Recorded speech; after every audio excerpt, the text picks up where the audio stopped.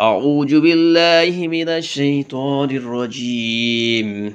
بسم الله الرحمن الرحيم.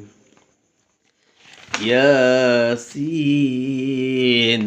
والقرآن الحكيم إنك لمن المرسلين على صراط مستقيم تنزيل العزيز الرحيم لتنذر قوما ما أنذر آباؤهم فهم غافلون لقد حق القول على أكثرهم فهم لا يؤمنون إنا جعلنا في أعناقهم أغلالا فهي إلى الأذقان فهم مقمحون